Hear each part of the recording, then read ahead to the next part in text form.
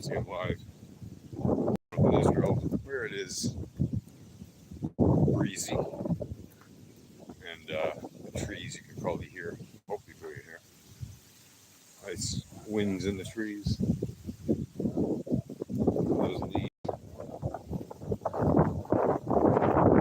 It's a bright and sunny, wonderful day here to talk about things, so let's do that. So in Bitcoin, the blockchain of broken dreams. What do I mean by that?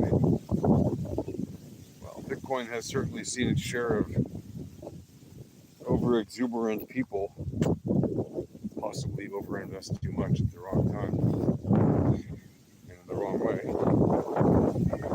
And I don't just mean traders, I mean also business builders who basically jumped the gun or jumped the shark a little too early with their particular business model, and it didn't work out very well for them.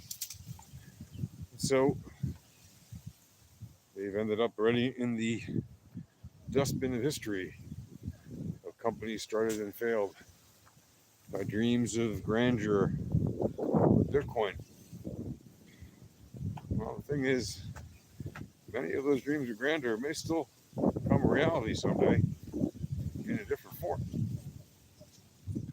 A lot of businesses in the early stages of any new industry, any new technology, in fact, most of them will fail. By the way, that's even new technologies and not new industries. Right? If you look at the overall averages, right? Typically, somewhere about 90% of new ventures fail, especially in the tech world and even in traditional markets like restaurants. Half of new restaurants fail within a couple of years. So it's not unusual to see new business ideas come and go. That's in fact how venture capitalists make their money.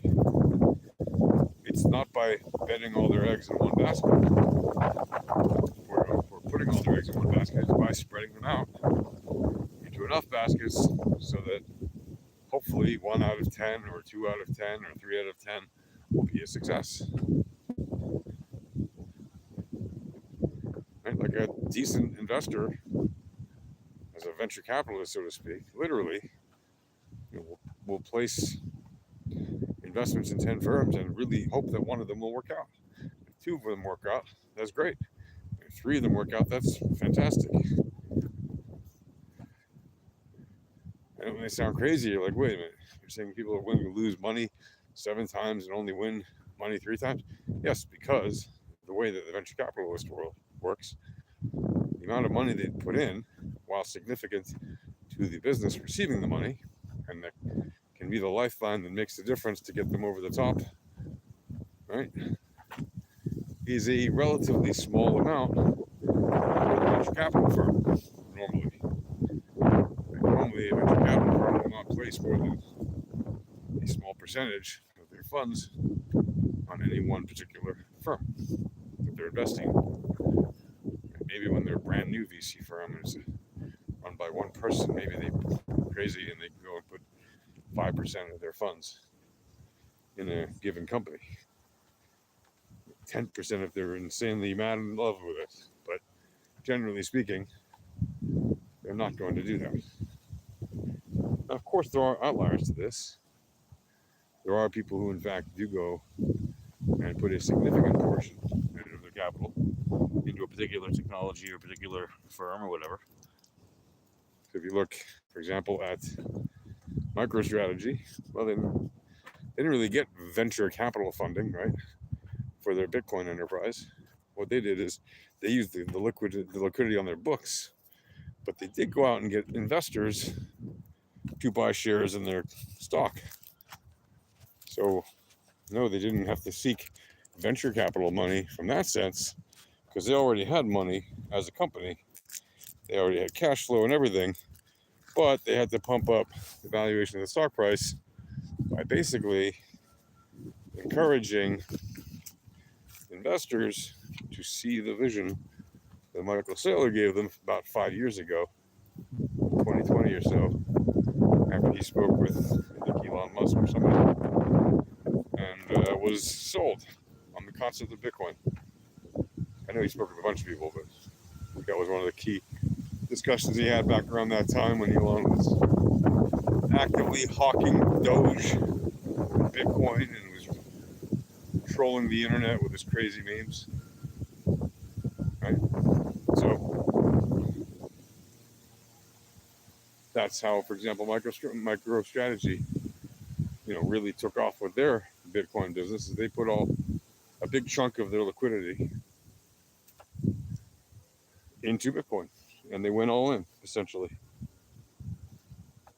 Rather than staying a $500 million company, which is a nice size company certainly, but obviously not a multi-billion dollar whatever, a juggernaut of any kind. Now they're a company that, after all the fear and FUD that people have been spreading the last few weeks or months, still maintains a value of more than $50 billion or so, and has acquired 650,000 Bitcoins in the process. So they've grown like 100x in value. Is that right?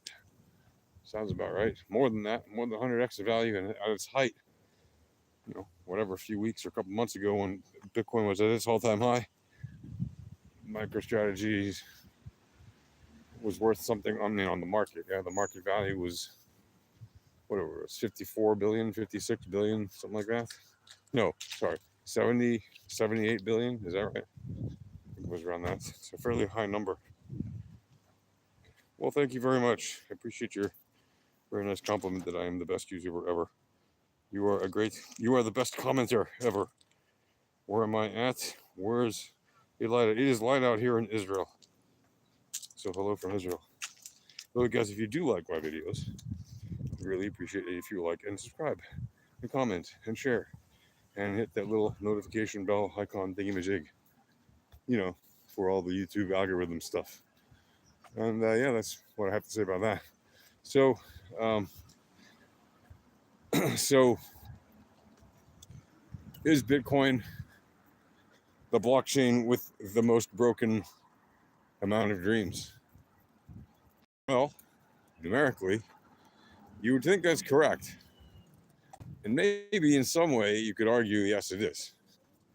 Because a lot of people have bought into Bitcoin and then it's had massive pullbacks, and a lot of those people went belly up or lost a lot of money and got disappointed and pulled out of the market. However, you really can't discount the amount of failures that have happened on networks like Ethereum and many of its ERC20 derivatives, and either other large coins as well. Right? I mean, I could throw shade on practically all of them, but we'll just say Ethereum and the alts, because all in all, they have also had a lot of heartbreaks and broken dreams. Look at Ethereum, by the way. Like, so many people have expected it to do so many things for so long, and it's about as fast moving as molasses in December under an ice block. It's not going anywhere. That doesn't mean it never will. That doesn't mean it can't, and it doesn't mean it's not capable of growth and significant all-time highs and all that kind of stuff. It certainly is capable of all these things. But the probability of Ethereum reaching these wonderful new goals, while still very much likely at the moment, is also decreasing in a certain sense as new chains come along that frankly do operate as well or better than it. And Ethereum does not have the advantages that Bitcoin has, in that Bitcoin has essentially first mover advantage, which doesn't always matter, but does in some cases, and in this case it seems to matter. But also Bitcoin has, you could say, a great use case in that it is reliable as a method of sending and receiving values. You can call it currency, money, whatever, digital gold, all that stuff. Right? It is very reliable. It has a very strong use case. Now you can say, what are you talking about? There's no use case. All it is money. I'm sorry, is your money not a strong use case? Is the money in your wallet, does it not have a strong use case to you? Do you not use it to literally pay for everything? Right, so if you do, then you can see how absolutely silly that statement is when people say, oh, it doesn't have any use case other than being money. Money is a very powerful use case, right? There is a reason that people want the Bitcoin. And yes, I said the Bitcoin. It's because of its attractiveness as a form of money. It's not an accident that I say that. Hi. Hello there. What? You ain't the... I don't know what that means.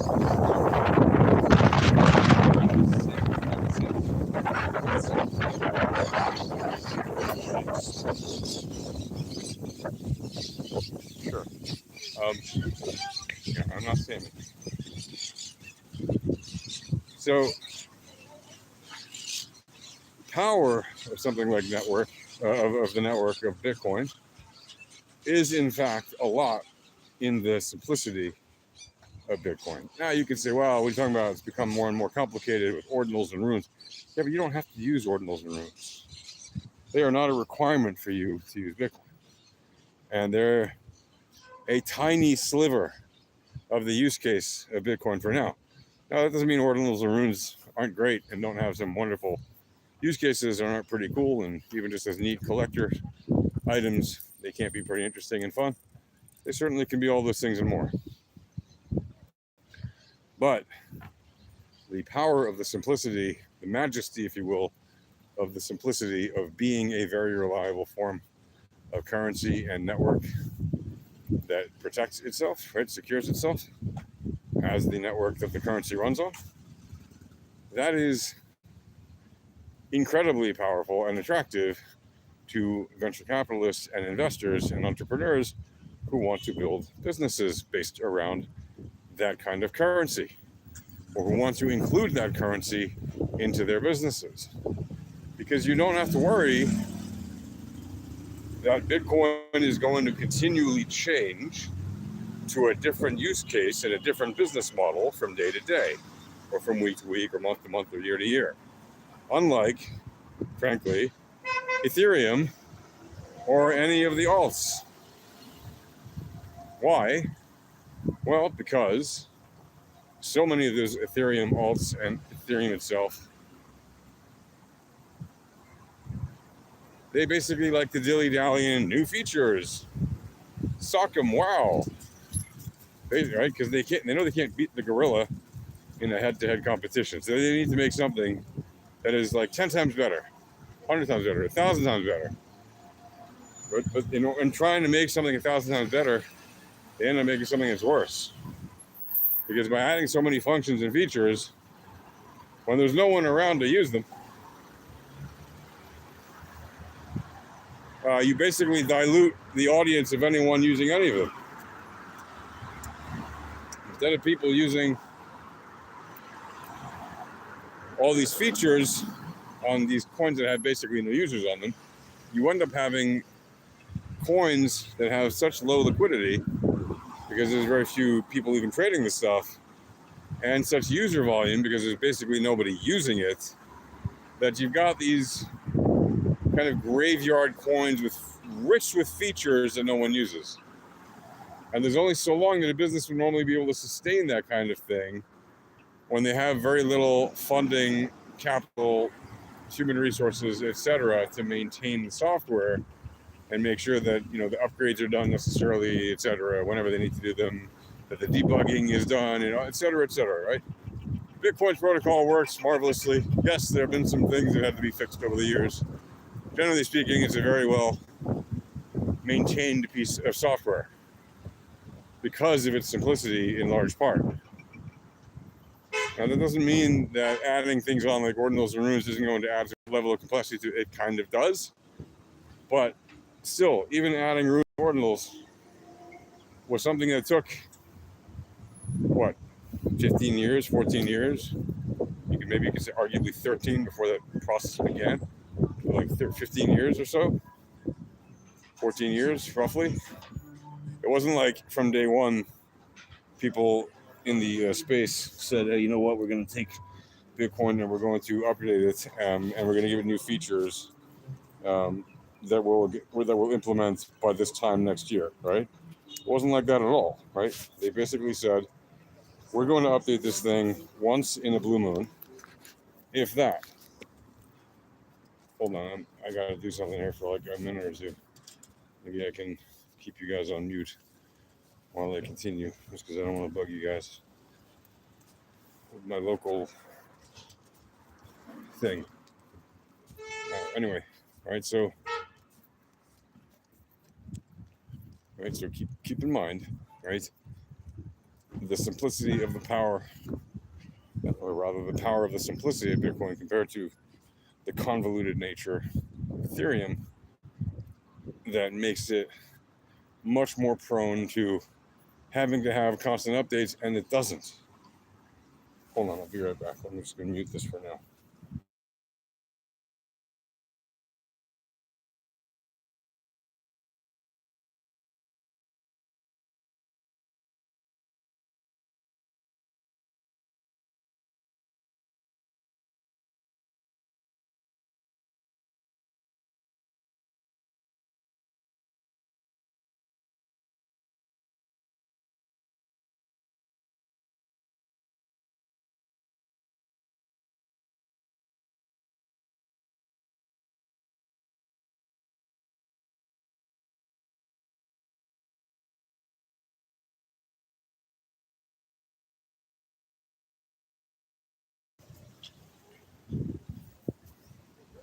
Yeah. So,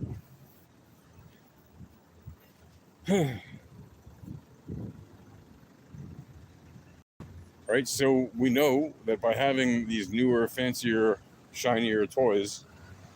And again, I say Ethereum just to point out like the dinosaur among the alts. And it wasn't, of course, the very first one, but it's a very early alt. Um, and of course, the Litecoin is kind of an exception in the sense that it's basically junior. It's the junior version of Bitcoin, right?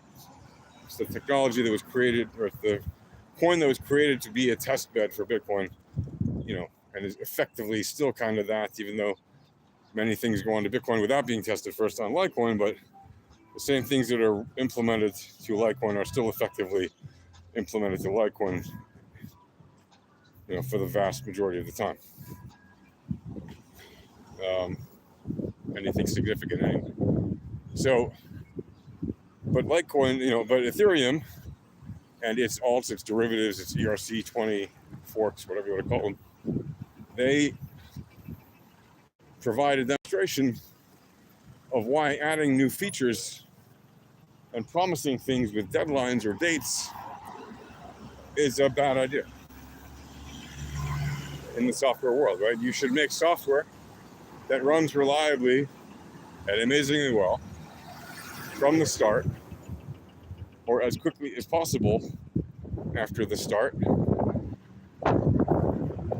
And you should not add micro incremental changes, even though that's the way it's popularly done in the tech world, like always be testing and iterating. Sure, we understand why you want to do that.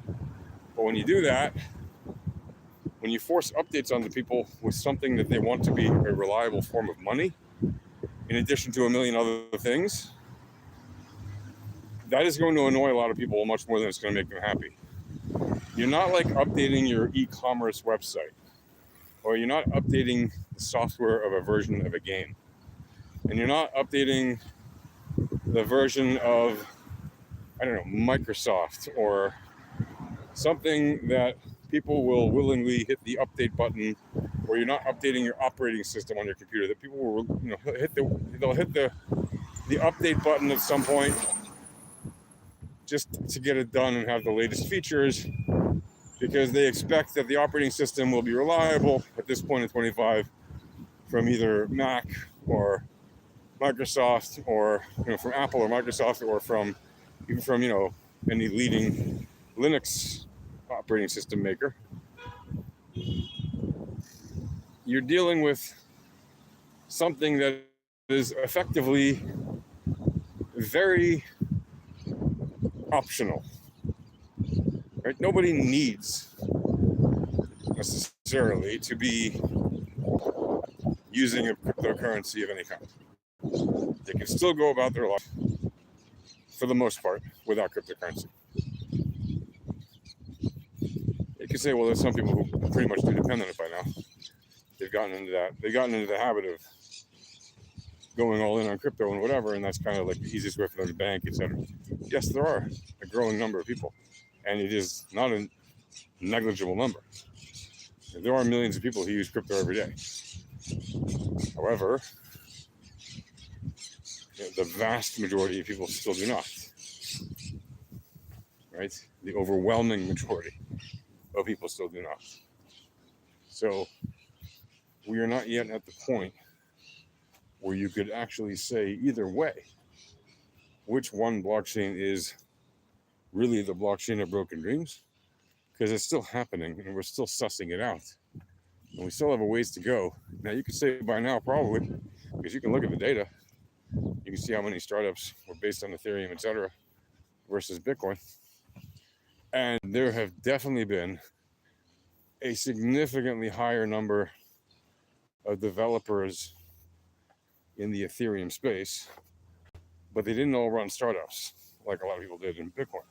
Now, why are there more developers in the Ethereum space? Well, I just explained to you, with all the required updates and feature upgrades, debugging, and all this kind of stuff, you need more developers working on Ethereum in order to make the ecosystem grow. And since a lot of them work for large companies, banks, institutions, governments, you're going to have a lot more of them, because those type of companies can hire literally thousands and thousands of programmers each, and they do. And they assign them to develop things for Ethereum. They do. You don't really have that in the case of Bitcoin. There's no Bitcoin foundation like an Ethereum foundation that funds massive projects at scale with governments and institutions and huge companies. So the vast majority of the people who develop Ethereum tend to be salaried employees for these large companies, and the vast majority of people who tend to develop the Bitcoin network, while they may all very well be very gainfully employed, they usually do other things in addition to developing the Bitcoin network, right? Yes, they may work in the blockchain in some job. It may all be even Bitcoin related in many cases, but not in all cases. And there is no Bitcoin head office, Bitcoin central office, if you will, that's public and front facing officially. Wink, wink. But there are significant groups, of course, who do back it and who do maintain it, or help maintain it, despite it being a decentralized blockchain with decentralized development, etc. If you look at who the actual developers are, you'll see a lot of them are in the same networks, like sub-networks or networks or companies, and contribute to the effort of maintaining the code. Right? They're not all perfect strangers. Many of them know each other, and not just casually or collegially. They actually work together in the same companies. This is not a coincidence at this point, right?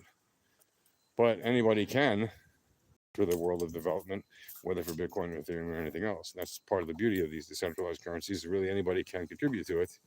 And we really are still in the early stages of it.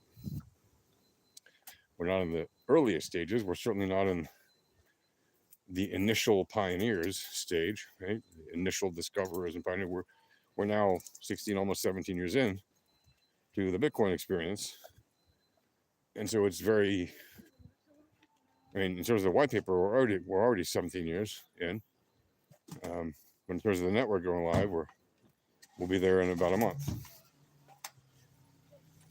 And so, right, what you have is an ongoing and still stacking up number of broken dreams on the boulevard of the Bitcoin blockchain, so to speak. So we won't really know the actual total of which blockchain has actually led to the most casualties of finance, if you will, for a number of years. All we can say is that at this time, when it comes to certain types of investments, Bitcoin is the leader, right? When it comes to other types of investments, Ethereum and its ilk are the leaders. And yes, that's a kind of a funny way to say it's a little bit of this, a little bit of that, but that kind of is reality. Yes, you could break it down, do the gross averages, and come to the total of one way or the other. If you want, dig into it. It's kind of interesting. And the reason that I don't give you the sum that I've reached in my calculations is because it really depends on how you break it down. And some people would not necessarily break it down one way or the other because a lot of these companies were also working in both blockchain spaces, right?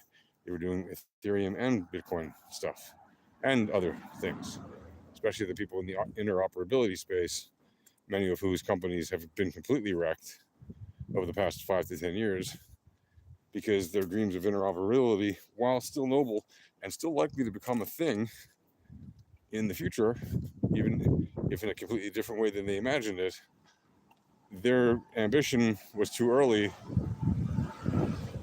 And the market said, yeah, we're not there yet. Come back to us in another 5, 10, 20 years.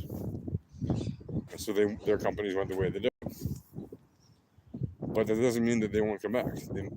Many of them may. They might come back under the same name or under different names. They might have different managers, might have the same managers, right? Whatever the case, it would be a different set of circumstances. Look, you're painting the gates. Very nice. Very nice.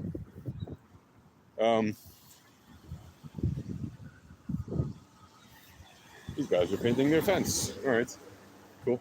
Renovations, always nice. Very nice little house here. So yeah, that's kind of the long and short on my take on whether or not Bitcoin is the blockchain of broken dreams or if it's Ethereum. The answer is at this time it's still kind of both, depending on how you break it down. So you could say, well, no, it's definitely Bitcoin, or you could say, no, it's definitely ETH. And in both cases, you could demonstrate that number in your favor, right? If you do the numbers hard enough, you can see that. But this is the kind of topic that is evolving over time. So yes, we certainly will continue to look at it. Of course, when we're talking about trading and liquidity and capital and all that, yes, arguably, and not even arguably, Bitcoin is by far the gorilla in the room of broken dreams because unquestionably there have been more losses to traders who were betting on Bitcoin one way or the other, up, down, or sideways, and got wrecked because the asset didn't do what they thought. So in that sense, yes, because of the size, the amount of liquidity in Bitcoin, the amount of traders who trade Bitcoin versus other assets, by and large, yes, you could say that's BTC. Anyway, I'll talk to you guys later. Peace. Bye. Hello. Actually.